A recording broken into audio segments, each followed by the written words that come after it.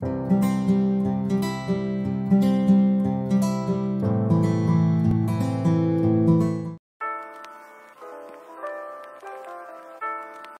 everyone, today we're gonna study 5 basic stitches and I'm gonna include 1 bonus.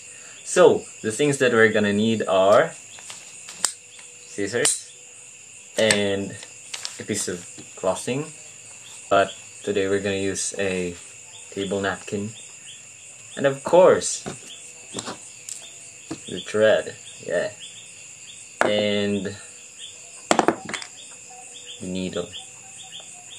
Okay, so without further ado, let's get started.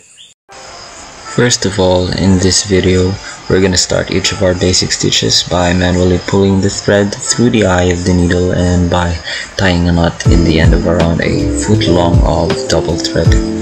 All these basic stitches are started by piercing the needle from underneath and pulled up so that the knot will be hidden from view.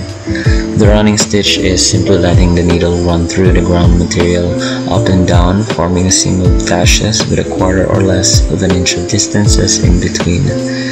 Then we'll end it with a lock on the underside, just like how we'll end the other stitches as well. The back stitch is a variation of the prior. Its distinct step is when the needle comes up and pierces back down to the end of the previous stitch, leaving no space in between and thus making it stronger. I used the black thread, as you can see in the video. Now, the split stitch is what I'd say perfect for double threads, because after every stitch, the needle is pierced up in between 2 threads, which forms a chain-like loop that resembles the chain stitch. But both are used for outlining and filling in embroidery. For our bonus stitch, there's the cross stitch, which is actually just making excess to form something.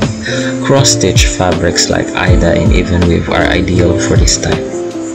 Then we have the basting, which is the easiest for me because it's just like a running stitch but with bigger distances, used to hold fabrics in place until the final sewing is done, basically a stabilizer.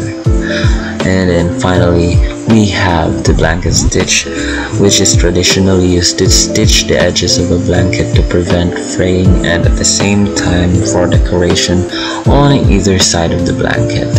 So that is all.